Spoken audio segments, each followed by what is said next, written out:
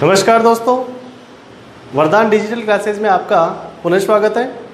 मित्रों, इतिहास विषय के अंतर्गत आज मैं आपके लिए लेकर के आया हूँ एक बड़ी ही ज़बरदस्त ट्रिक, जिसके माध्यम से हम मध्यकालीन भारत के इतिहास को जानेंगे और इसी ट्रिक के माध्यम से हमें अब तक जो विभिन्न एग्जाम्स हुए हैं उनके इर्द गिर्द आए हुए क्वेश्चन हमें यहीं से प्राप्त हो जाएंगे। तो आज की जो हमारी ट्रिक है वो ट्रिक रहेगी गुल खिले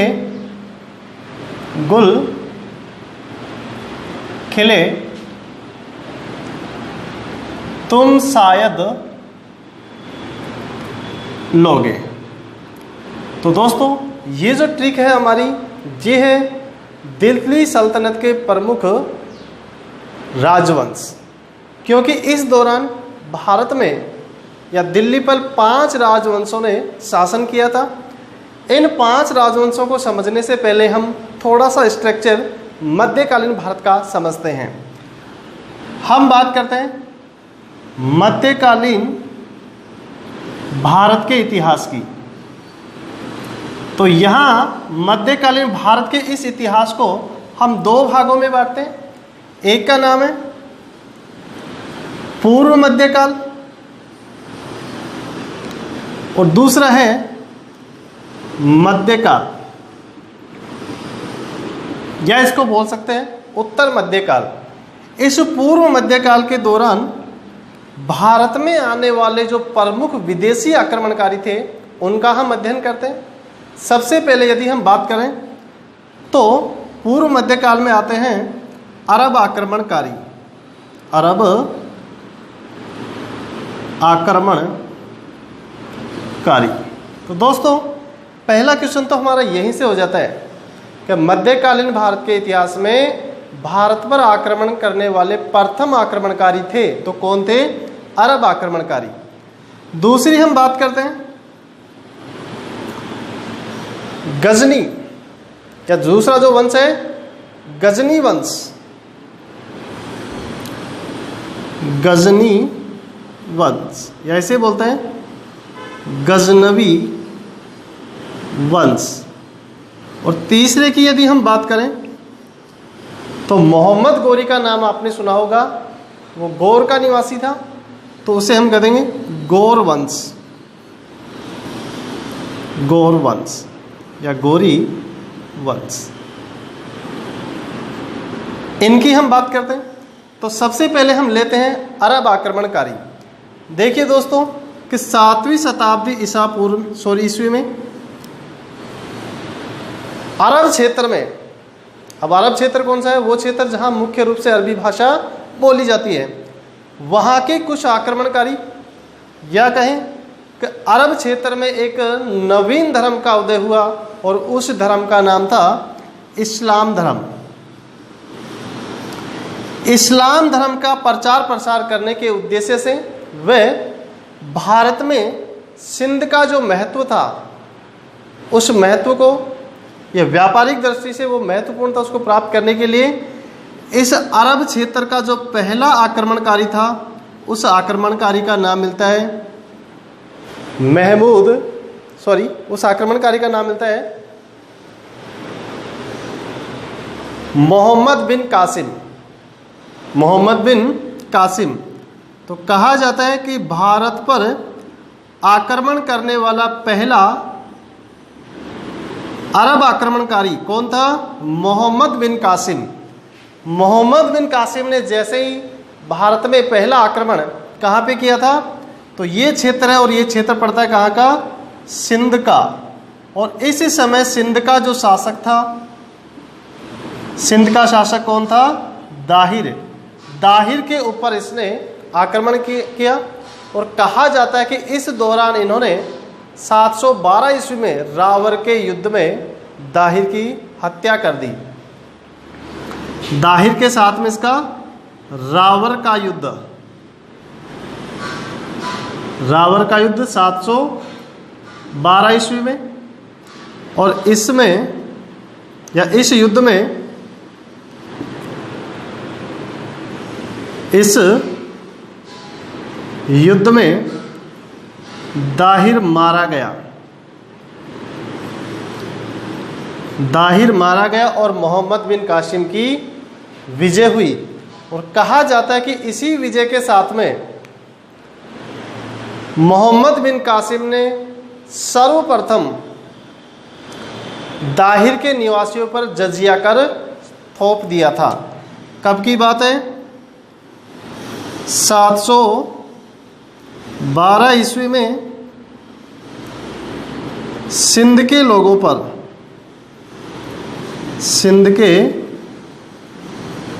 पर जजिया कर थोपा गया। और मित्रों, ये जानते हैं कि जजिया कर क्या होता है?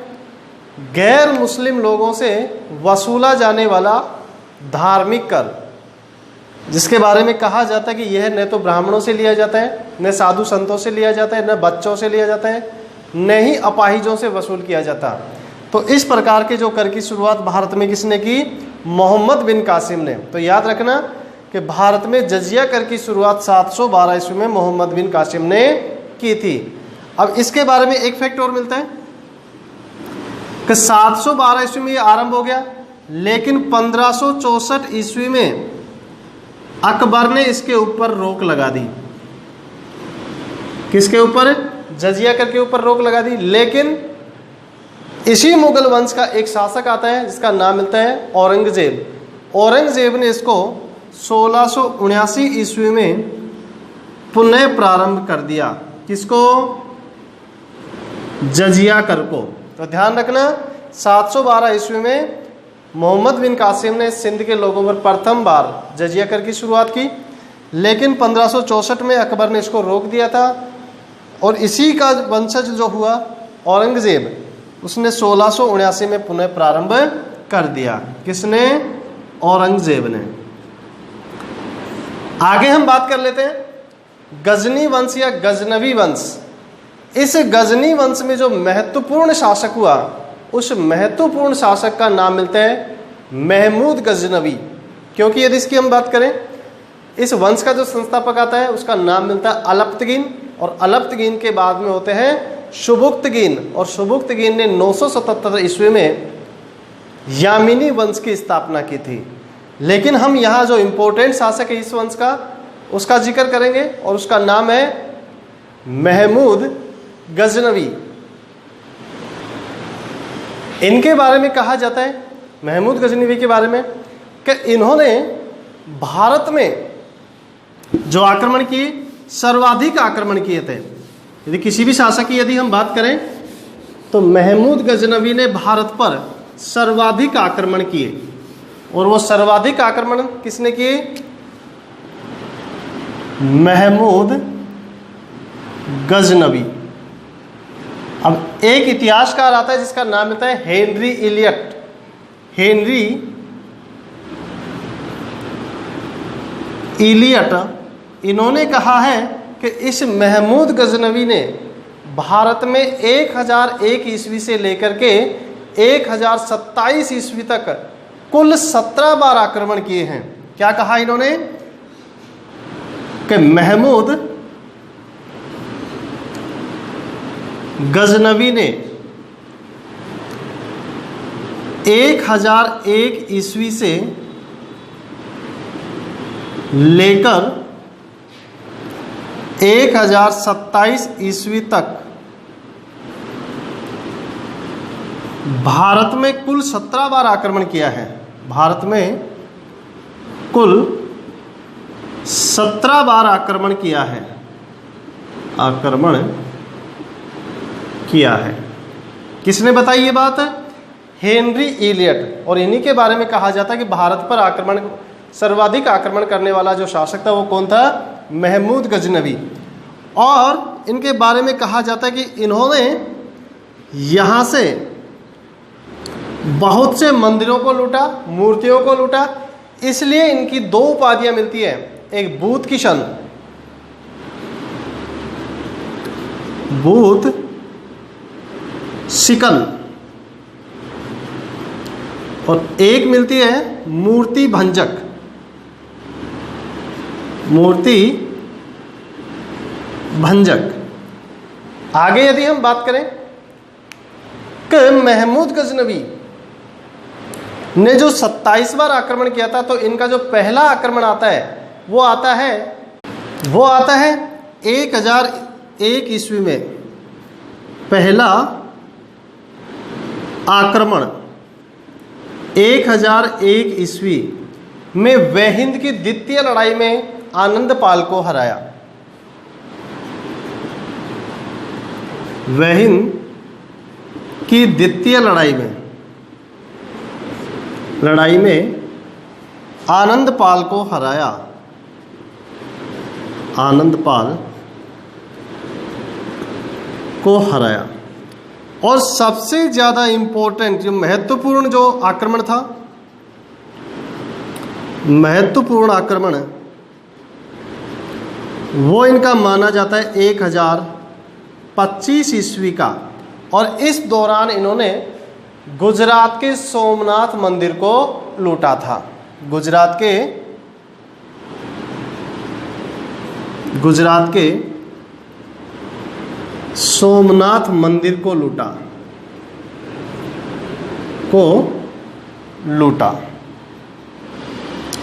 और सबसे ज़्यादा इम्पोर्टेंट जो फैक्ट इनके बारे में मिलता है वो फैक्ट ये है कि सुल्तान की उपाधि धारण करने वाला ये पहला व्यक्ति था। कौन?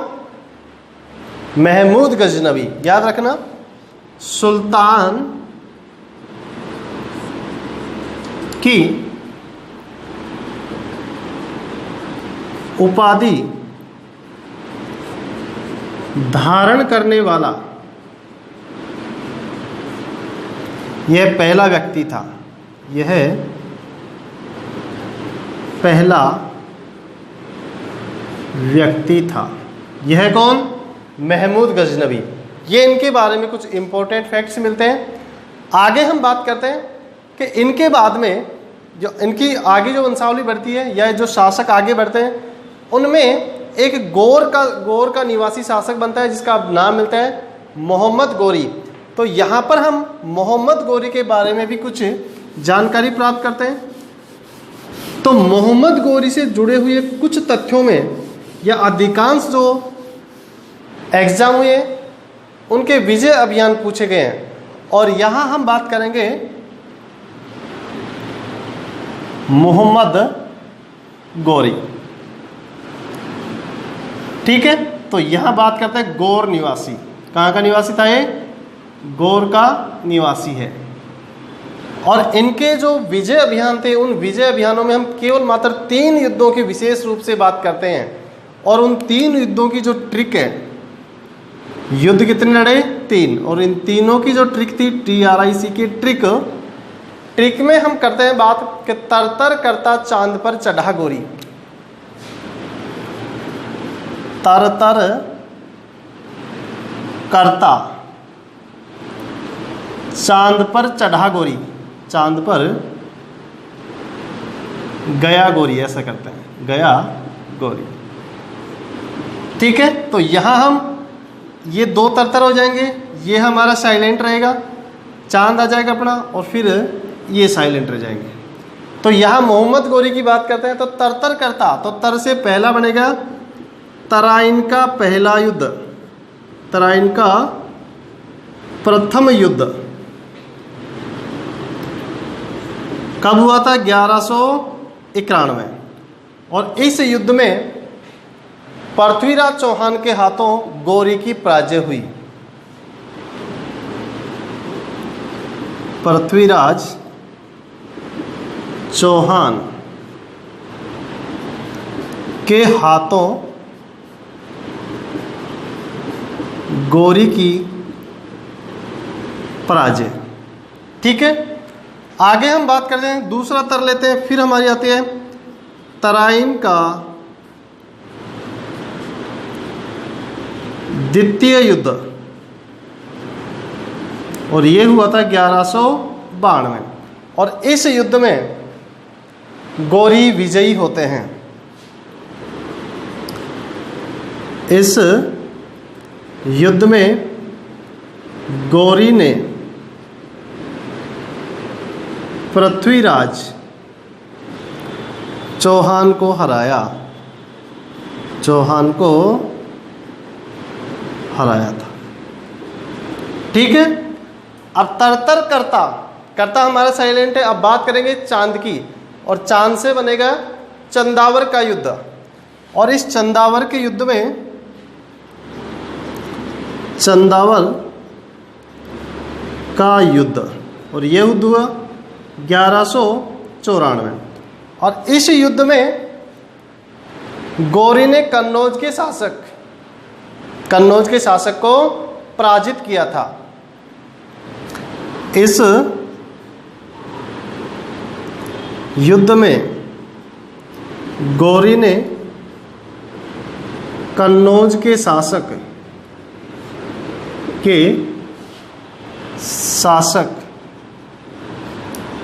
जयचंद गहड़वाल को पराजित किया, जयचंद गहड़वाल को हराया। ठीक है दोस्तों। अब कहा जाता है कि मोहम्मद गौरी की मृत्यु के पश्चात इसका जो साम्राज्य था, इन्होंने अपने 3 दासों में बांट दिया। और जो भारत का हिस्सा आता है, वो भारत का हिस्सा आता है कुतुबुद्दीन ऐबक के हिस्से में। तो यहाँ हम बात करते हैं अब कुतुबुद्दीन ऐबक की। और जैसे ही भारत में कुतुबुद्दीन ऐबक का शासन आता है, उसी शासन के साथ में भारत में दिल्ली सल्तनत की शुरुआत हो जाती है। अब हम अपनी ट्रिक को काम में लेते हैं, और ये ट्रिक अब हमें बताएगी कि दिल्ली सल्तनत पर शासन करने वाले प्रमुख राजवंश कौन कौन से थे। ठीक है। तो हम यहाँ पर एक इंडेक्स बनाते हैं, एक सारणी बनाते हैं, और सारणी में हम लिखेंगे प्रमुख राजवंश। आगे हम बात करते हैं समय कि कौन से राजवंश ने कितने समय तक शासन किया था। आगे बात करते हैं उनके संस्थापक,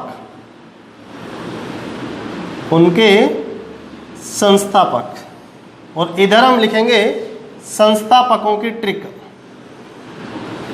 संस्थापकों की ट्रिक। ठीक है। तो चलो दोस्तों चलते हैं अपने ट्रिक की ओर। और ट्रिक में हमने लिखा है कि गुल खिले तुम शायद लोगे। तो ये ट्रिक मैंने बताई थी आपको, दिल्ली पर शासन करने वाले प्रमुख राजवंश। तो यहाँ हम एक चीज़ जोड़ते हैं इसमें, क्रम संख्या। तो पहला, दूसरा, तीसरा, चौथा और पांचवा। तो पहला गुल से हमारा जो राजवंश बनेगा उसका बनेगा गुलाम वंश। खिले से जो राजवंश बनेगा वो बनता है खिलजी वंश। तुमसे बनेगा तुगलक वंश, और शायद से बनेगा सैयद वंश, और लोगे से बनेगा लोधी वंश, लोधी वंश। तो दोस्तों ये अपनी ट्रिक के अनुसार दिल्ली सल्तनत पर शासन करने वाले प्रमुख राजवंश। तो यहाँ हम लिख देंगे दिल्ली सल्तनत। ठीक है। अब देखिए आगे की बात करते हैं समय।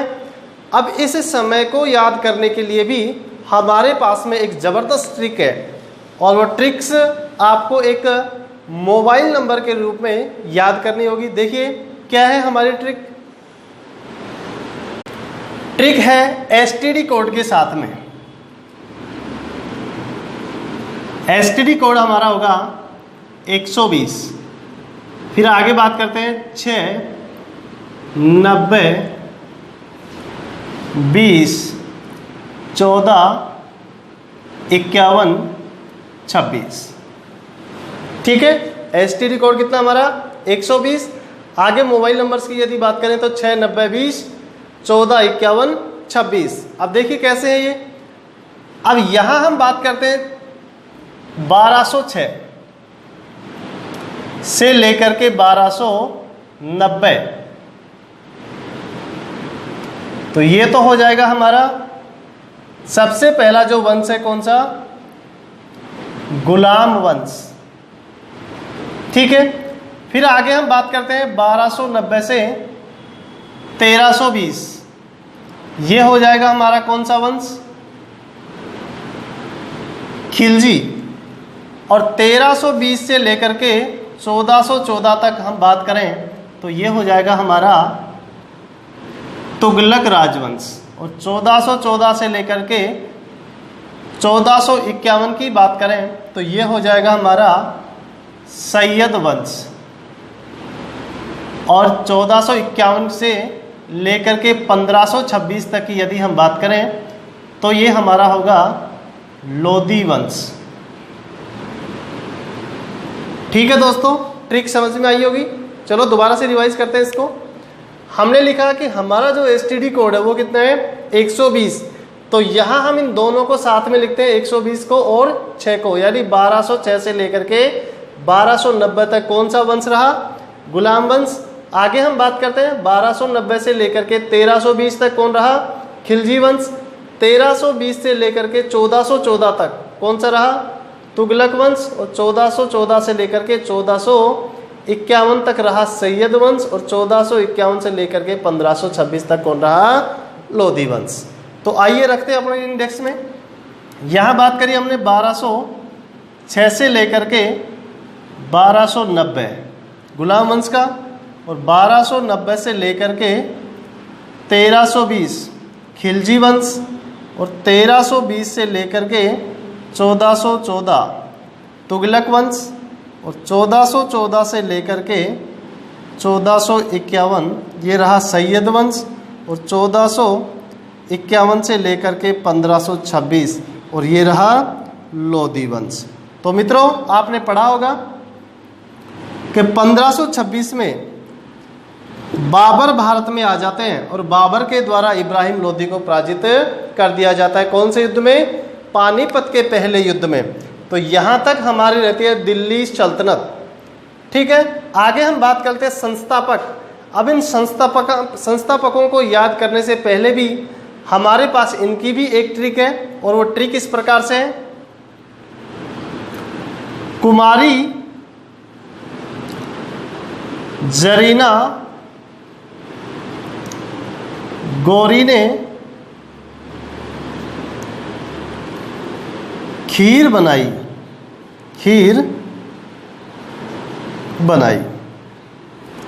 ये ट्रिक हमें बताएगी कि विभिन्न राजवंशों के जो संस्थापक थे वो कौन कौन रहे। जैसे हम बात कर लेते हैं, पहला जो राजवंश हमारा गुलाम, तो गुलाम में कुमारी से क्या बना? कुतुबुद्दीन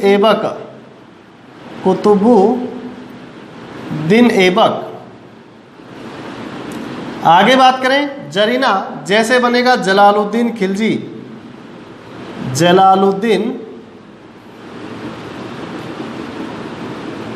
खिलजी। गौरी से बनेगा गयासुद्दीन तुगलक।